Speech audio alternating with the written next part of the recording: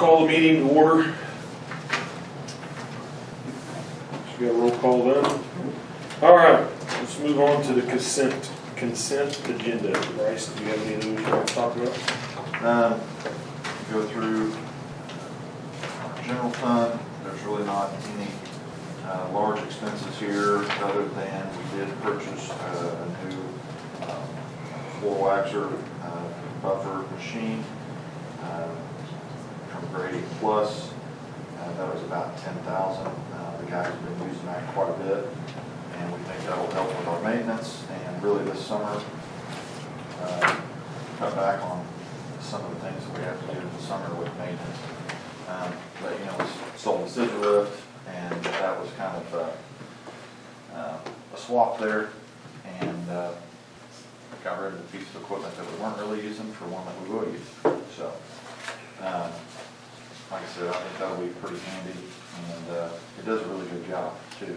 They've been using it up down the hallways here, and I mean, it looks like they just waxed them again. So, that's good. But other than that, there's a long list of things there, but there's really not a lot of new things. We've got some subscriptions, some renewal, just for some curriculum things throughout there, some new things, but Mystery Science and then Learning Without Tears, that's some handwriting curriculum that we're trying this year. And so some new things there, but for the most part, it's all pretty much the same things there. We did get our estimate of needs bill from Pat Carroll's office. That's $5,750 to compare that. I think those are kind of the main bigger expenses there with the general fund. Building fund, no expenses this month. Trying to cut back on expenditures out of there if we can. So then Keystone, food service, and the child nutrition fund. For August and September, that bill was $22,853. That's the first real bill of the year that we have with those. And then we had to do a little bit of repair on the walk-in cooler. So we have $1,322 expense there. Those are the main encumbrances that we need to look at.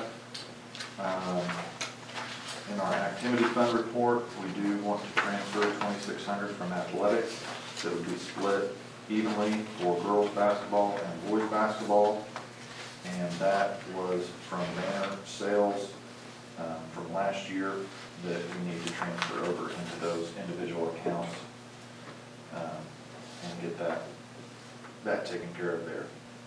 And then treasurer's report, the funds are staying pretty much the same as far as our balances go.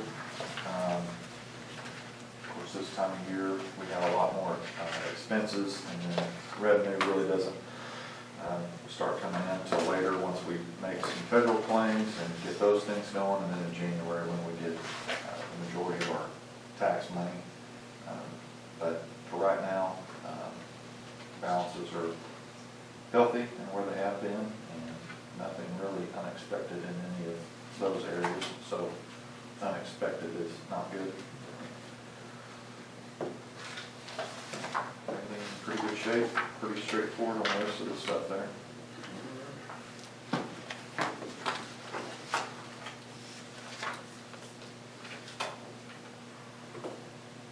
Motion to approve consent agenda A through F. I'll second. Poe? Yes. Gibson? Yes. Parker? Yes. Move on to item number 3, the principal's report. On September 15th, the Northwestern Lady Rangers basketball team came to read our school. This is something we look forward to every year. Even the 5th graders, sometimes we'll get to play a little basketball with them and just hang out with them, and that's a really cool time. So I just want to thank the Northwestern Lady Rangers basketball team for continuing to make time to come visit us, because we really do enjoy it. This month in September, we did our beginning of the year benchmark assessments for the Strong Readers, just left my mind, whatever it's called, the Strong Readers program. This is how we base our small group interventions off of these numbers. So we continue to serve children and hopefully see progress throughout the year. So we'll take another one in the middle of the year. But we did already report that information. Also, kind of exciting this month, we did a few trial runs of going outside before school starts instead of sitting in the gym every day, and it went really well. So now before school starts, we are going outside for some recess, and it's been good for the kids to get a little movement before school. We're just trying to make sure that they're eating their breakfast before they head outside. So, but it's gone really well, and I think it's kind of helping with our movement a little bit in the morning. We had a great homecoming and enjoyed the dress-up days. Parent-teacher conferences are next week, and we're looking forward to seeing everyone. And lastly, today we got a life-size Dolly Parton in the mail that was waiting for me in my office. That was very exciting. Scared me to death. For the Imagination Library. And this is a really neat program for students in our district because any child from birth to 5 can get a free book once a month, and it's sponsored by Ken Wright's family. So we just want to say thank you for that, and Dolly Parton's in the library if anybody wants to see her. And she's life-size. Yeah, she is like She is all of 5 foot tall. So I'll follow up parent-teacher conferences next Tuesday, Wednesday from 4 to 7.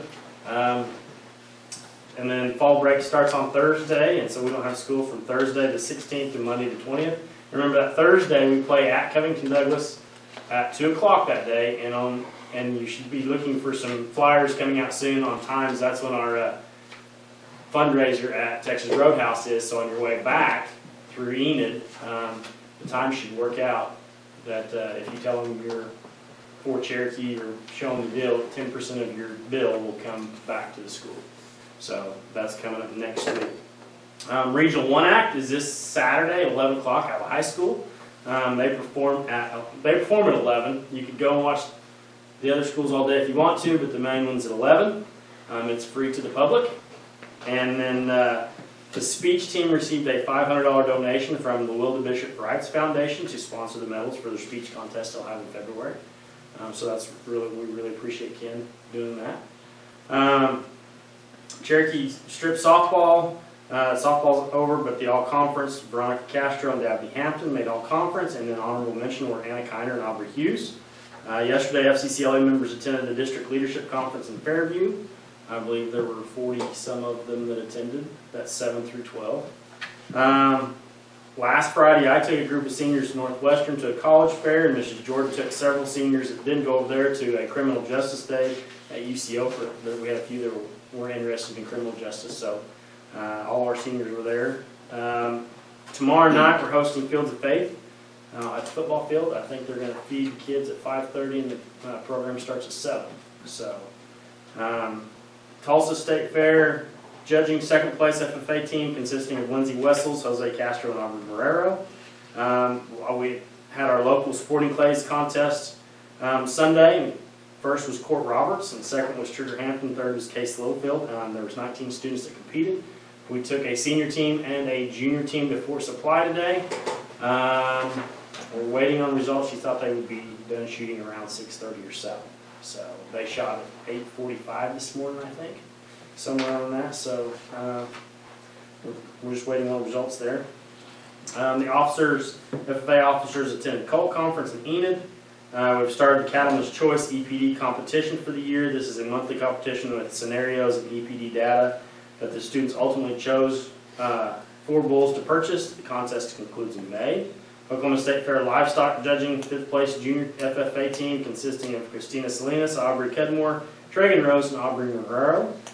Oklahoma State Fair Skillathon, champion dairy was Lindsey Wessels, reserve champion dairy was Katera Roberts, champion sheep was Katera Roberts, and reserve champion sheep was Lindsey Wessels.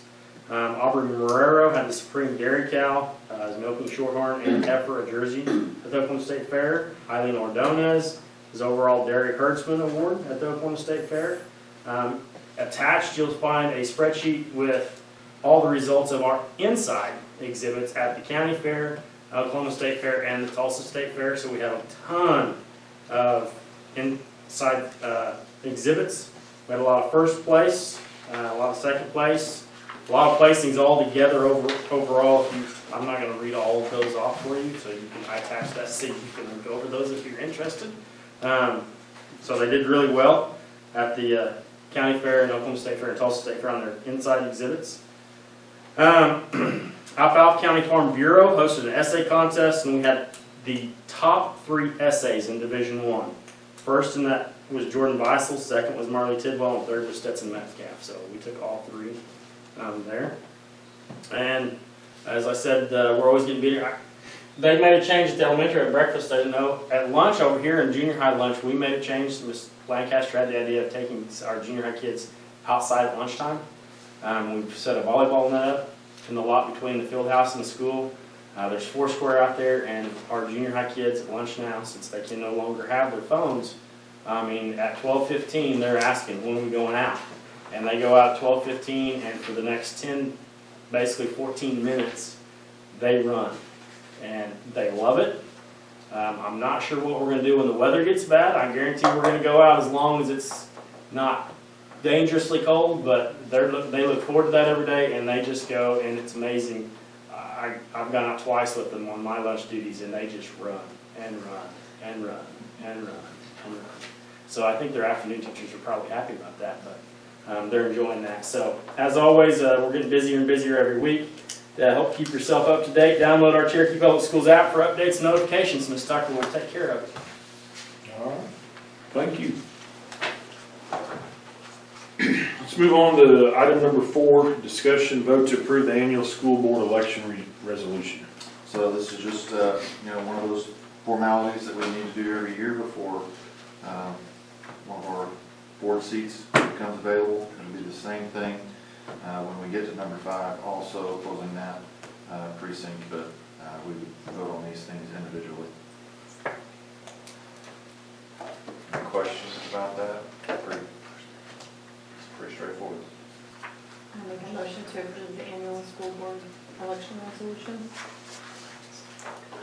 Second. Poe, Yes. Gibson, Yes. Parker. Yes. Item number 5, discussion vote to close voting precinct 76005 in Woods County and voting precinct 020110 in Alfalfa County. Yeah, so that just has to do with those areas, and there's not really any residents there to vote, so kind of a formality or technicality there that we would need to close those and make that notice. I'll make a motion for item number 5 to close those 2 precincts. I'll second. Poe, Yes. Gibson, Yes. Parker. Yes. Item number 6, discussion vote to update the retention and promotion policy. So that policy has just been, it has not been updated in a very long time. We've come up with a few things over the last couple years, and with, and Patterson here can probably explain it a little bit better. There's been changes with 3rd grade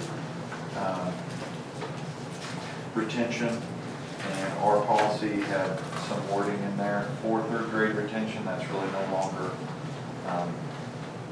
part of that, specific to that grade level. Am I saying that correctly? So we needed to change that, and so we felt like it would be a good time just to look over all of that. So this policy is from the OSSBA, which is where we get really 99% of our policies. It's very thorough, and there are just a couple things in here that we did discuss. On the first page there, this is all pretty much exactly word for word what we did have, except for there is a paragraph down there. It's 1, 2, 3. That's the 7th paragraph down, that students demonstrating proficiency in a set of competencies at the proficient level shall be advanced to the next level of study in appropriate curriculum areas. So when we look at state testing and other data that could make a determination if somebody is retained, that's kind of something that we want to look at, is where are they on those scores. And we feel like proficient, that's definitely where they need to be. Whether they're being promoted or retained, whatever that determination is, but that was just, they had a percentage in there. We felt like with what we use and with the state testing, sometimes those things are different, but the percentage levels may change based, but whether it's proficient or basic or below basic or advanced, that's really kind of a determining baseline. And sometimes those numbers might be different on those tests, but we felt like they need to score proficient. That's not the only thing that is taken into consideration when either retaining or promoting, but it does need to be listed there in this policy. As part of this policy, the last statement there on that first page, the superintendent is directed to establish regulation containing criteria to be used by the administration in considering students for promotion or retention. So that is the next part of the policy under process and procedures. And that really outlines what all steps are going to be taken before that decision's made. It's not just we get to the end of the year, spur of the moment decision on whether or not we feel like a student needs to be retained. There are several steps there that need to be taken before that decision is made. So this clearly would outline those. And in step one, it says as early as possible in the second semester of the school year, the teacher shall confer with the principal. And I won't read all of that word for word, but that's where that conversation would start. If we see things with a student that we feel like need to be looked at a little bit closer, maybe they need to be retained, that conversation starts early. And there are several people involved in that conversation. And then as part of that, the parents are brought in after the initial review with the teachers and principal, whoever else might need to be a part of that at the school, but then the parents and guardians are brought into that conversation pretty early in that process. And then there's some benchmarks for timelines in step 3 by the end of the 5th week, quarter. There are things there that need to take place, just more conversations and reviewing progress made by the student. And then formulating a recommendation regarding retention or promotion. And then step 4, grade placement conference with the parent will take place and a decision will be made. Step 5 mentions retention recommendation may be appealed following district's appeal process. So as part of this policy, if it can't be agreed upon with the parents and the school on what should be done there is an appeal process. This policy outlines that very clearly and what needs to happen and how that needs to happen in a timely manner and the steps that are taken there to make that decision. They can appeal with the principal first within 10 calendar days of the written receipt of the decision, and then that, if they want to appeal that decision by the principal, then that goes to the superintendent following the chain of command. If they don't like that, they can appeal to the school board and review all, the school board then would review all data if it gets to that point. Previous decisions are taken under consideration. The decision of the board shall be final. And so sometimes that gets a little contested at times, but in visiting with the OSSBA, the school really has the final say in whether or not a student should be retained based on the data and the information provided. And that can be tough at times, but like I said, in visiting with the OSBA, that's their policy and that's the legal stance there. Obviously, there are a lot of steps in this policy. There are a lot of things put in place to facilitate good, meaningful conversations, to get all the data, all the information, and all the people involved to make the best decision for the kid, because that's really what it's about. On the back, student retention regulation, just the last part of it here. As part of that, students will be promoted or receive credit for courses of study if a grade average of 60%. That's kind of the standard. I mean, if you have a 59 or lower, that's an F and you fail, so 60% is kind of the baseline of what we look at there to be promoted forward, because this doesn't just have to do with elementary. This is a policy that could cover all grade levels. So all those things are taken into consideration, but this addresses that as well. In grades 1 through 8, they must achieve a grade average of 60% or higher and at least 3 major courses of study to be promoted to the next higher grade. So we do run into that sometimes over here, especially at the high school and the junior high, you know, going from 8th grade to high school. You know, how many classes do they have to pass? Well, this puts it at 60% in at least 3 major courses, so math, English, science, or reading and social studies. Before, our policy really didn't have specifics on that, and it really just kind of left it up to, I think, administration to kind of see. So we felt like we needed some wording there on whether or not, you know, what that looks like moving forward. And again, conversations about, you know, if somebody should. Over here, it looks a little bit different because it's, you know, we do probation and we do those things throughout the year to see if that kid's going to pass that class, have enough credits to move forward, and we have policies about that. Have to have so many credits to be considered a sophomore or junior or a senior. And so those conversations might look a little bit different, but when we get closer to the end of the year and we see that, you know, we've got a kiddo that might not be doing so well in several subjects, I mean, there's going to be lots of conversations that follow those steps in the same type of process there, but it does look a little bit different at the high school. So that, like I said, it's kind of a lengthy policy, but I do feel like it covers both promotion and retention. If we felt like a student needed to move forward and be promoted to, and we had the same, we have the same process in this policy for if somebody wanted to appeal a promotion. So if a parent felt like, no, I want to hold them back, and we think they need to go forward, it addresses that same process through an appeal also. Thank you. All right. Any other discussion on item number 6? We'll make a motion that we approve the retention and promotion policy. Second. Poe, Yes. Gibson, Yes. Parker. Yes. All right, item number 7, the Strong Readers Act policy. We did not have this policy really previously, so this really has to do with early childhood and reading requirements. And Mrs. Patterson, if you want to jump in and explain this one a little bit more, I would sure let you. Okay.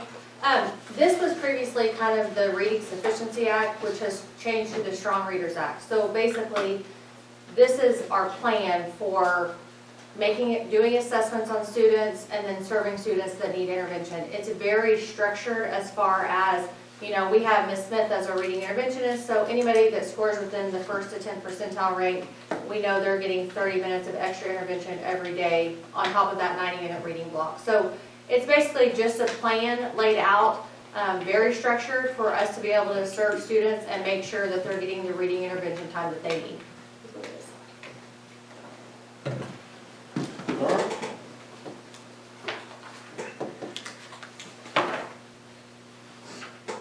I would make the motion to approve the Strong Readers Act policy.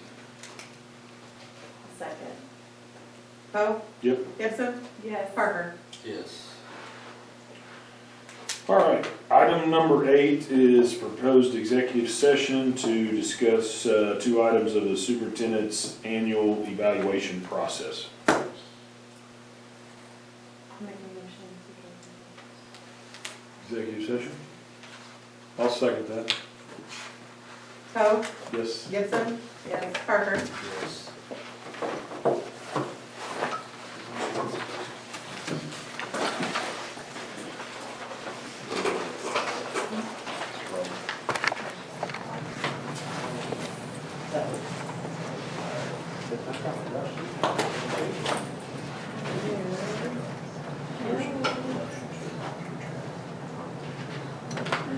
I'll make a motion that we acknowledge return to open session.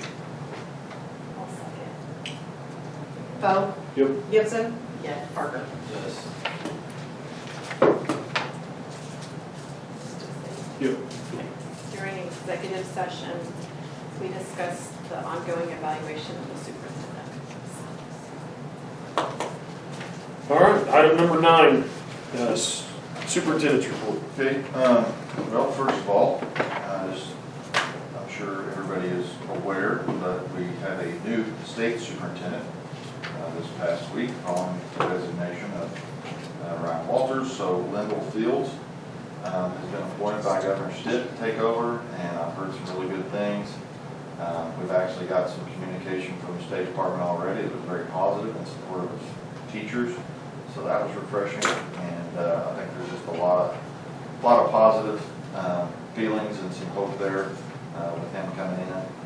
And he's got a tough job, but he will be in that position until the next election, and then that would put him there until I think January 27th. Is he the one from Bartlesville? Yep. Yeah, was a former superintendent in the career tech system and was kind of doing some leadership consultation, coaching, I believe. And so, yeah, so we hope that those are all going to be good things there. Had a little excitement at the elementary on Monday. We did have a small fire. We had a sump pump that's down in the basement that the motor burned up on, and it was an electrical fire. And so I think Mr. Hoggard got down there pretty quick, got it put out, fire extinguisher, but it sure smoked up a lot. And just want to say how well that Mrs. Patterson and her staff handled that. They've had a couple live drills, we'll call them that, to start the school year, but they've done a great job of handling it. I think the students have done a good job. Then this morning, we had another false alarm at the elementary. The fire alarm went off again. So we do have APS coming out tomorrow, first thing, to look at that, to see if there's a problem there or what exactly the issue is.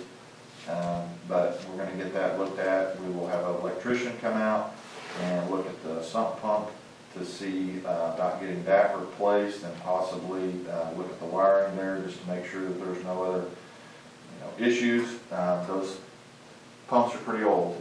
They've been down there for a long time, and so there's two right there at that area, and we're going to look at both of those to see if maybe they both just need replaced. But we'll be looking at that, and like I said, getting the alarm checked out. But again, Mrs. Patterson and her staff over there have done a phenomenal job taking care of those things, and so and the kids as well. So they did a great job with all of that. Last Wednesday, Mrs. Jordan and I got to go to a lunch that was hosted by the Gene Belcher Foundation, and so I just wanted to mention that.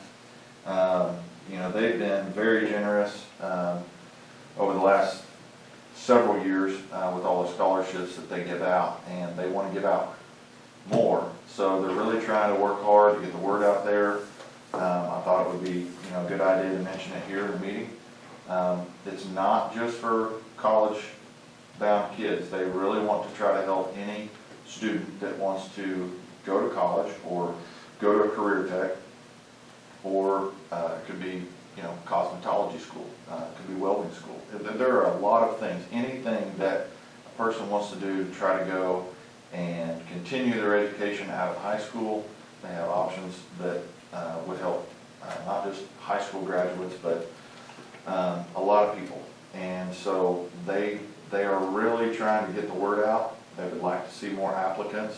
I think we do a really good job of trying to encourage that with all of our kids that graduate here.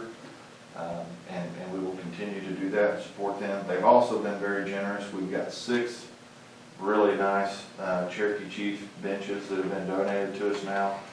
We just got 3 more right before homecoming, and we put those over at the complex.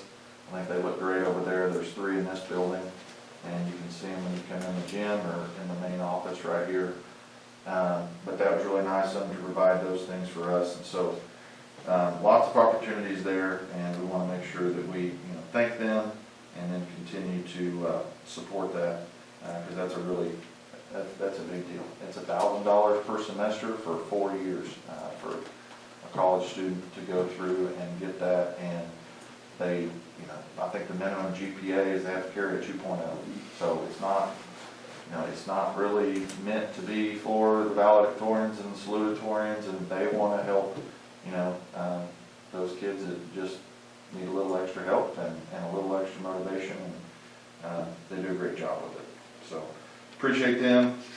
Tomorrow I get to go over to Northwestern and spend the day, most of the day over there with the Ranger to Ranger program, and sit and maybe talk to some potential education majors. So I feel pretty fortunate to get to go over and represent our school and do that, and I'm looking forward to that. And so just a lot of things going on, busy time of the year, and we're just going to keep rolling. Great. Does anyone know of any new business? Make a motion to Second? Poe, Yes. Gibson, adjourn. Yes. Parker. Yes.